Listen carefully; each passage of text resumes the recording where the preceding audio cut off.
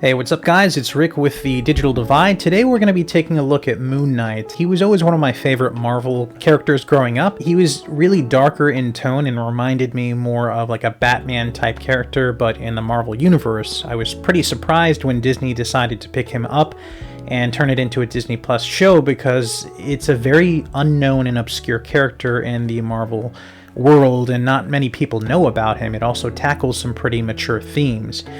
You can tell based on the first episode of the TV show that they are not shying away from the more violent aspects of the comic book character. In fact, I think this is probably the most blood I've seen in any Marvel movie, so they're definitely not shying away from that. So I'm really excited to see what they do with the character. I've been a fan for a while now, and I'm just going to go over, who Moon Knight is in this video. So Moon Knight was created by Doug Moench in 1975. If you don't know who he is, he has a big background in Batman, and you can see where the inspiration for Moon Knight comes from because he is also a very dark and brooding character and has a long flowing cape. Moon Knight appeared originally in Werewolf by Night number 32 in August of 1975.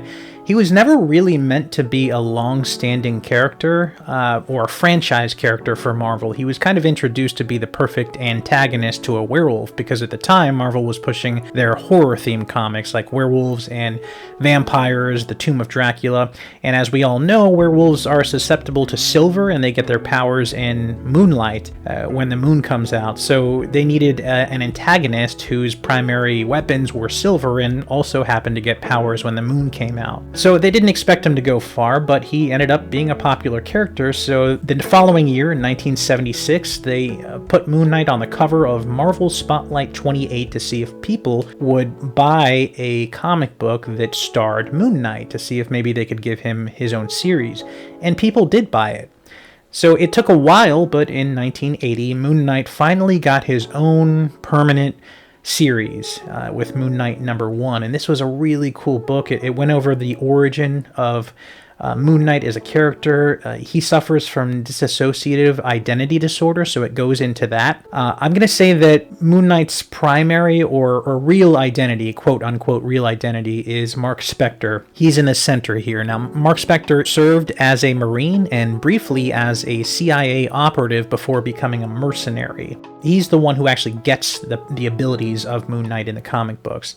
The second identity is that of Steve Grant. He's a billionaire businessman, very much in the line of Bruce Wayne if you look at DC. The third identity is Jake Lockley. He's just a taxi cab driver. There's not a whole lot special about his persona as far as I can remember. Now, in this issue, we're introduced to Raoul Bushman, who is a complete psychopath.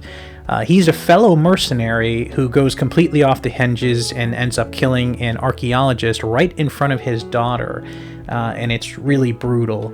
And this doesn't sit well with Mark, so they get into a heated fight. And during that fight, Mark is essentially left for dead, and with the last bit of life that he's got in him, he stumbles his way to an unearthed tomb, and it happens to be the tomb of the Egyptian moon god Khonshu. Now, Mark dies on that tomb, but then is miraculously brought back to life. And when he comes to, the first thing he sees is the statue of Khonshu. So he takes the cloak off of the statue, and Mark believes that he was resurrected by Khonshu to become the Moon Knight, or the Fist of Khonshu. And he decides to redeem his life of violence by now protecting and avenging the innocent. While early stories kind of imply that Mark is insane and actually has no powers and that this is all made up, it is later revealed that Khonshu is very much real.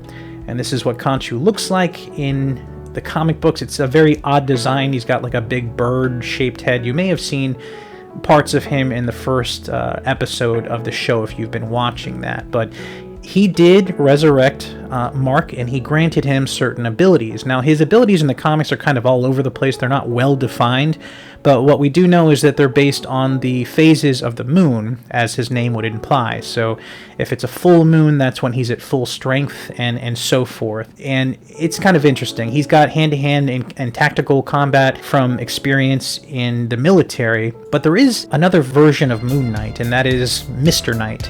Now, Mr. Knight is kind of a variant of the traditionally cloaked costume incarnation of Moon Knight. He was created by writer Warren Ellis and artist Declan Shalvey in 2014 as part of the series revival.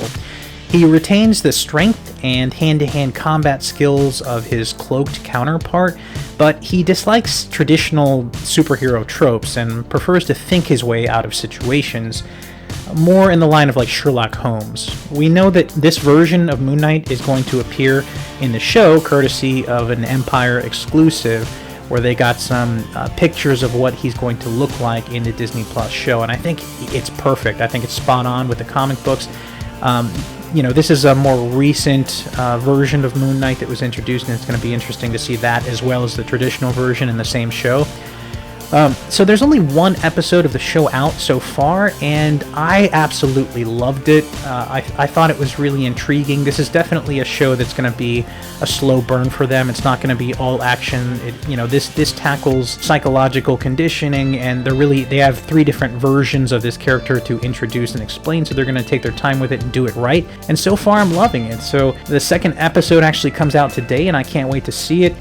They kind of changed the character a little bit. Instead of Steve Grant being a billionaire, he's like a gift shop employee. I think they didn't want to make any direct comparisons to like a Bruce Wayne character. Let me know in the comments what you guys think of the show so far, and if you're a fan of the character, I'd love to hear it. As always, thank you for watching.